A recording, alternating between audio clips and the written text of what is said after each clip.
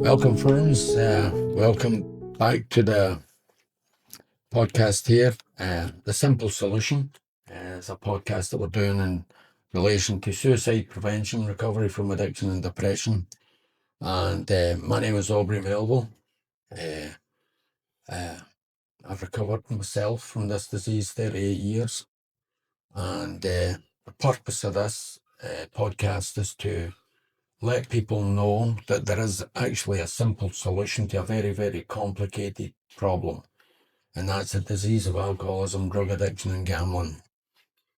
Uh, the, the journey of the individual who suffers from this disease can be, in some cases, very quickly they can adapt to a recovery process, but others find it extremely difficult, and some may not make it.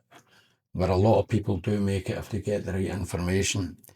One of these people who we have worked with in the past is about to celebrate his 8th birthday on Sunday coming. And when we met John at the beginning, it was a simple taxi ride that changed his life. And with that, I want to introduce John to you. And John, you can tell us a wee bit about how this journey began for you 8 years ago. And Hi. tell us a wee bit about your own life in general. Yeah. Hi, Aubrey. My name's John. I grew up in London. Irish parents, strict Irish parents. Struggled at school, and when I first got my first drink at about 14, it gave me a purpose in life. Just took away all the anxiety, all the fears, all the stress that, growing up with especially a strict dad. And when I got that drink inside me, it was just the only way I can describe it. I felt like Superman, but Superman soon turned into a monster when he had so much of it inside him. But I knew from a young age that I liked the drink, but I knew that the drink didn't like me. That's the only way I can explain it. I felt great when I was drinking, but it was just all the chaos and the carnage that came with it. Yeah. It was just I was like a tornado. I could be all right 1 minute, and I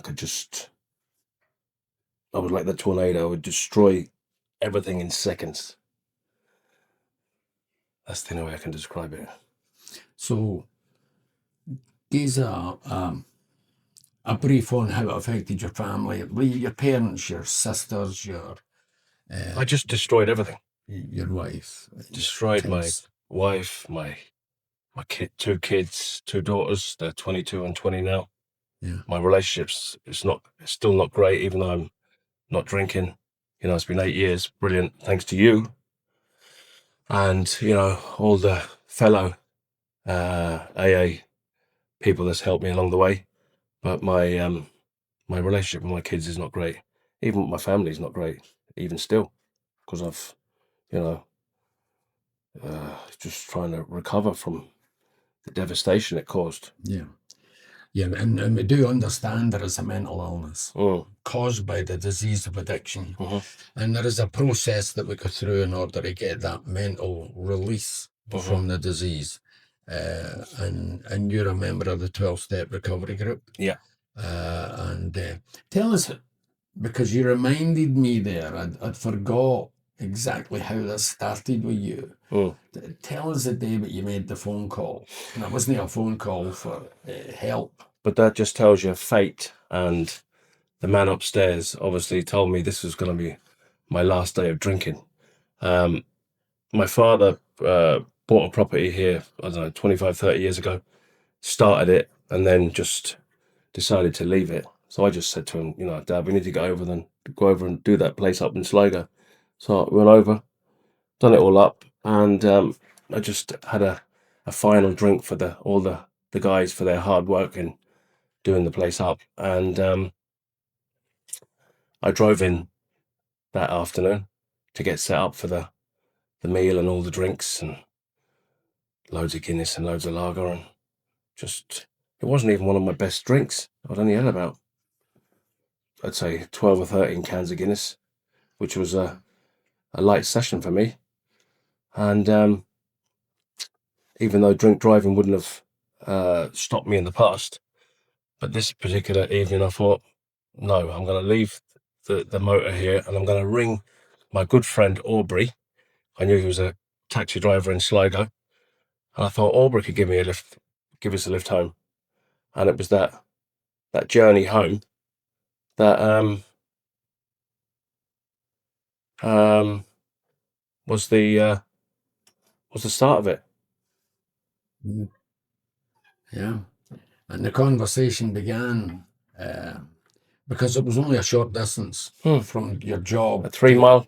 3 mile distance. And in that 3 mile distance, the conversation changed to behavioural stuff and alcohol and how alcohol was affecting you. And at that point, you revealed some information about yourself. And what that information was saying, there was a problem there. Not just with yourself, but with your family and your family in general. And I made a suggestion to you at that time. Well, maybe you should take a wee look at yourself and maybe even come to a meeting with us. And you accepted that. And from there, where'd you go? Well, funny enough, I still remember you saying to me on that journey that you met me at a wedding previously to that. That's right. And you were I was in a terrible state at the wedding. I don't even remember it. And funny enough, you said to me, and I still remember it, at that wedding, that you're going to need me in years to come. Something to them words. Yeah. Not exactly them words, but it was. And that's when, I started thinking about it, and you said to me to come to a meeting, and I said, I'm not an alcoholic. I don't need to go to a meeting. I always thought the alcoholic was the man on the park bench, which is, far from it. And I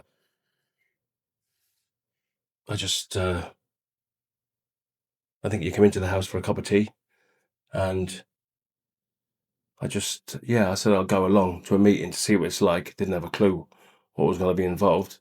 And you picked me up the following evening, took me to a 7:30 meeting in, where was the first meeting? Was in Galooly Hall, is it? Yeah. And it was, I'll never forget, it was packed in there. It was daunting for me. My anxiety levels were through the roof because, I found out afterwards from the meetings in England, the meetings in Ireland, everyone has to speak. In England, you don't have to speak. And it was like, everyone was so friendly and loving and caring and offered a cup of tea and biscuits. And all I was thinking about, when are they going to come round to me? My whole body was, I was trembling with anxiety and fear. And I think I just said, hello, my name's John. That was it. Yeah. But I still don't know how to repay you for all you've done for me. Yeah, well, that's part of the process in the 12-step recovery program. In order to keep it, you have to give it away. And by giving it away, you introduce other people who find themselves in this deadly situation when it comes to alcohol and drugs and gambling, because it's a killer disease. And it's a family disease. And this is why I'm talking to you about the family, because it's important that people out there understand, if this was just about the alcoholic or a drug addict or a gambler, it wouldn't be as bad. But it's no the fact that it's us, it's who we're dragging to the gates of hell with us, And as you've suggested, and you've said yourself, you said it clearly, that there still remains issues that have got to be dealt with between yourself and certain family members. And that takes time. because you can't come through these doors, you can't come through into recovery. You can't be digging a hole for 25 years and fill it in a couple of weeks. Do you know what I mean? And if you're not doing it right, it takes even longer. And myself personally, it took me 4 or 5 years to settle down. Because like you, I never believed I could be an alcoholic, never. Because for a start, I didn't know what an alcoholic was. But I definitely knew it wasn't me. And that's where situations and people get lost. They might go to their first meeting and say, fucking no going back to them, that's definitely not me. They walk out the door and some of them never come back. And it ends up prisons, psychiatric units, or death. But you were one of these guys that you took it and embraced it. Now, you would say yourself that you never fully got the full package, but you get enough to get you to where you are today.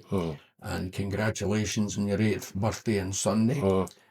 For the viewers, this is Friday, but Sunday will come, God willing, you'll see your 8th birthday.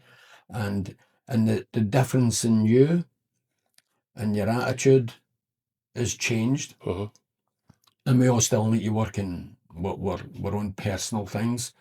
But as far as your work is concerned, as far as your family is concerned, there is steady, slow but steady. Because when some people walk through recovery doors, whether it's an AA meeting, whether it's a recovery centre, or whether it's a place like Social Ground Force, they want everything to change now. If I could only get this better, this would be okay. If I could get that better, if I could get her back in my life, or I could get him back in my life, if I didn't have so much hassles, if my finances wasn't as bad, everything would be fine. But that's not the case, is it? No, far from it. It takes time, doesn't it? Yeah. You know, like I am sober. I haven't drank in them 8 years. But I don't think anyone's perfect. But my head is still, can be like a washing machine. Yeah. And I've still a lot to work on. Yeah, but that's where people have got to understand this is a mental illness. The war is in your head. And if you allow your head to dictate to you and control you, rather than you control and dictate to your head, you're going to end up with serious problems, because we have a tendency in recovery to go with the fantasy. Fucking deadly dangerous stuff, fantasy land. And that gets us into trouble again. Do you know what I mean? So, all in all, to round up your experience, John, in the last 8 years, what would you suggest to anybody that's out there? Because there's thousands upon thousands of people. I'm talking about young kids as well that are out there experimenting with alcohol, they're experimenting with drugs, they're experimenting with all different types of drugs. Especially ketamine. What they don't understand about ketamine, anybody that's taking ketamine, or they're taking cocaine, the ketamine's in it. Within a couple of years of taking that stuff, they'll end up walking about with nappies for the rest of their life, because it destroys the bladder. So they don't know what they're taking. And we're not just talking about the kids, we're not talking about young adults, we're talking about anybody that finds himself in this dilemma, this dangerous situation, whether it's a housewife, whether it's a young woman, a young man, or an elderly, or a man or a woman that's been drinking most of their life, but things have started to change. What would you say to them if they find that they have got to this level, or they know that something's not right, but they think it might be alcohol or it might be drugs? What would you say to them? Well, if I could turn the clock back, I would have never touched alcohol. I've dabbled in drugs, but not an awful lot. The alcohol was my drug. But, the way, what alcohol done for me was, I just, the amount of people I destroyed, from my chaos and carnage throughout my life. I would And it's with the alcohol, you know, with the drugs, you've got the dealers, and it's, you know, you need to know your dealers. With alcohol, you know, 24/7 you can get it, and it's so cheap, you know, and it's I think alcohol is way worse than drugs. If I could, you know, I meet young fellas all over the place now, and I just tell them, I try and advise them to steer clear from this deadly, evil disease. You know, I'll be honest with you now, I hate even going into pubs now. I'm so anti-alcohol. I hate the stuff now. You know, my girlfriend, she likes a few little drinks, but not a lot. But if I could I'd like if she could give it up, which is, you know, that's how evil I get with alcohol, because it destroyed my only for I met you that time, and that lovely journey home you gave me. I'd still probably be drinking like a head case. Yeah. If you were alive. If I was alive, I'd probably be dead now. Yeah. Seriously, I'd be dead, especially because COVID was coming, and I wouldn't have been able to handle COVID. Yeah. I'd definitely be gone. Yeah. There's something that you said there, and I think that we should clarify this. You know, some people, a lot of people, can take alcohol safely, but there is some people who get like us. It's not that we can't drink alcohol. Our problem is we can't drink safely. And if you can't drink safely, then we shouldn't drink. That would be the message. That would be the big message. Okay, John, happy birthday and congratulations on your 8 years. Thank you very much, Aubrey. God bless you. Appreciate all your time. Thank you.